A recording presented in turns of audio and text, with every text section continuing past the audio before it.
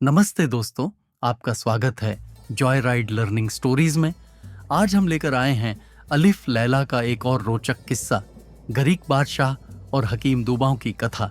तो चलिए कहानी शुरू करते हैं। फारस देश में एक रूमा नामक नगर था। उस नगर के बादशाह का नाम गरीक था। उस बादशाह को कुष्ठ रोग हो गया। इससे वह बड़े कष्ट में रहता था। राज्य के वैद्य हकीमों ने भांति भांति से उसका रोग दूर करने के उपाय किए, किंतु उसे स्वास्थ्य लाभ नहीं हुआ। संयोगवश उस नगर में दूबाव नामक एक हकीम का आगमन हुआ। वह चिकित्सा शास्त्र में अद्वितीय था। जड़ी बूटियों की पहचान उससे अधिक किसी को भी नहीं थी। इसके अतिरिक्त वह प्रत्येक देश की भाषा तथा यूनानी, अरबी, फारसी इत्यादि अच्छी तरह जानता था। जब उसे मालूम हुआ कि वहां के बादशाह को ऐसा भयंकर कुष्ठ रोग है जो किसी हकीम के इलाज से ठीक नहीं हुआ है, तो उसने नगर में अपने आगमन की सूचना उसके पास भिजवाई और उसे भेंट करने के लिए स्वयं ही प्रार्थना की। बादशाह ने अनुमति दे दी तो वह उसके सामने पहुंचा और विधिपूर्वक दंडवत प्रणाम करके कहा, मैंने सुना है कि नगर के सभी हकीम आपका इलाज कर चुके और कोई लाभ न हुआ। यदि आप आज्ञा करें तो मैं खाने या लगाने की दवा दिए बगैर ही आपका रोग दूर कर दूं। बादशाह ने कहा, मैं दवाओं से ऊब चुका हूं। अगर तुम बगैर दवा के मुझे अच्छा करोगे तो मैं तुम्हें बहुत पारितोषिक दूंगा। दूबा ने कहा, भगवान की दया से मैं आपको बगैर दवा के ठीक कर दूंगा। मैं कल ही से चिकित्सा आरंभ कर दूंगा।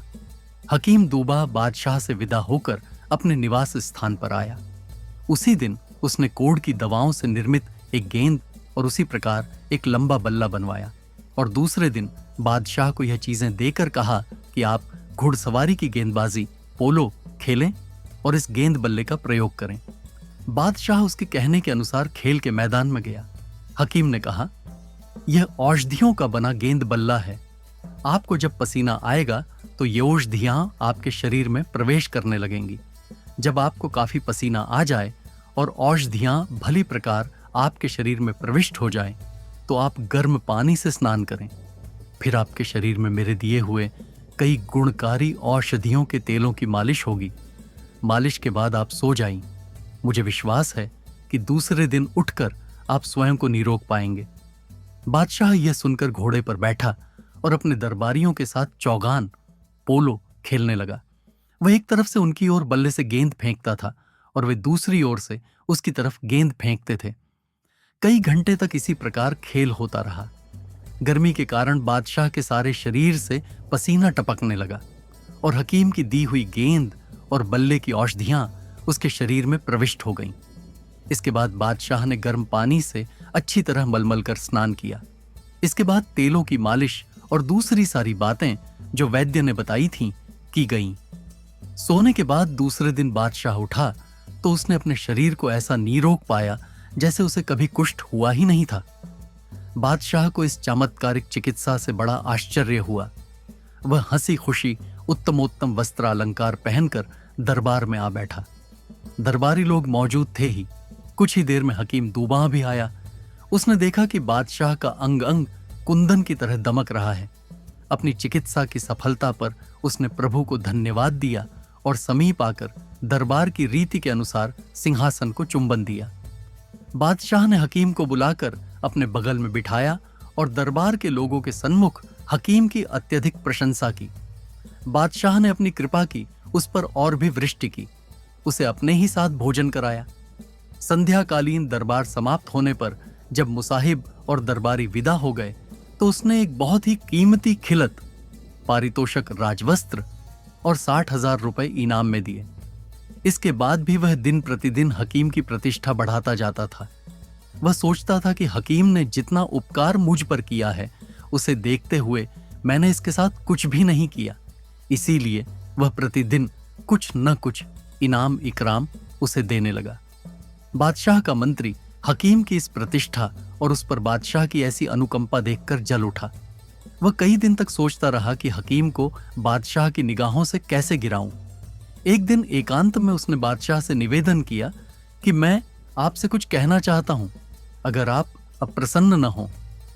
बादशाह ने अनुमति दे दी तो मंत्री ने कहा, आप उस हकीम को इतनी मान प्रतिष्ठा दे रहे हैं, ये बात ठीक नहीं है।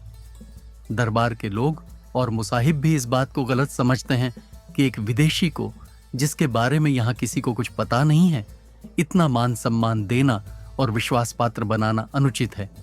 वास्तविकता ये है कि हकीम दूबा महाधूर्त है। वह आपके शत्रुओं का भेजा हुआ है, जो चाहते हैं वह छल के द्वारा आपको मार डाले।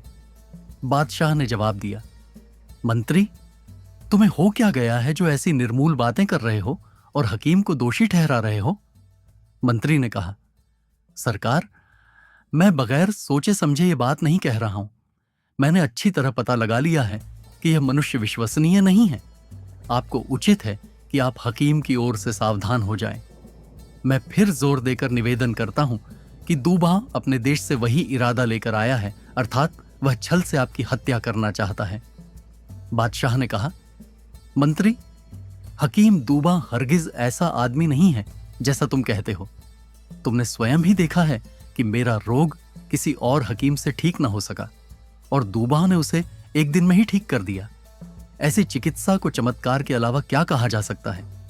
अगर वह मुझे मारना चाहता तो ऐसे कठिन रोग से मुझे छुटकारा क्यों दिलाता? उसके बारे में ऐसे विचार रखना बड़ी नीचता है। मैं अब उसका वेतन 3,000 रुपए मासिक कर रहा हूं। विद्वानों का कहना है कि सत्पुरुष वही होते हैं जो अपने साथ किए गए किंचित मात्र उपकार को आजीवन न भूलें। उसने तो मेरा इतना उपकार किया है कि अगर मैं उसे थोड़ा इनाम और मान सम्मान दे दिया तो तुम उससे जलने क्यों लगे? तुम यह न समझो कि तुम्हारी निंदा के कारण मैं उसका उपकार करना छोड़ दूंगा। इस समय मुझे वह कहानी याद आ रही है जिसमें बादशाह सिंदबाद के वजीर ने शहजादे को प्राणदंड देने से रोका था। मंत्री ने कहा, वह कहानी क्या है? मैं भी उसे सुनना चाहता हूं। बादशाह गरीक ने कहा, बादशाह सिंदबाद की सास किसी कारण सिंदबाद के बेटे से नाराज थी। उसने छलपूर्वक शहजादे पर ऐसा भयंकर अभियोग लगाया कि बादशाह ने शहजादे को प्राणदंड देने का आदेश दे दिया। सिंदबाद के वजीर ने उससे निवेदन किया कि महाराज, इस आदेश को जल्दी में न दें। जल्दी का काम शैतान का होता है। सभी धर्मशास्त्रों ने अच्छी तरह समझे बूझे बगैर किसी काम को करने से मना किया है। कहीं ऐसा न हो कि आपका उस भले आदमी जैसा हाल हो जिसने जल्दबाजी में अपने विश्वास पात्र तोते को मार दिया और बाद में हमेशा पछताता रहा। बादशाह के कहने से वजीर ने भद्र पुरुष और उसके तोते की कहानी इस तरह सुनाई। अगर आपको यह कहानी पसंद आई हो तो वीडियो को लाइक करें और चैनल को सब्सक्राइब करना न भूलें। धन्यवाद।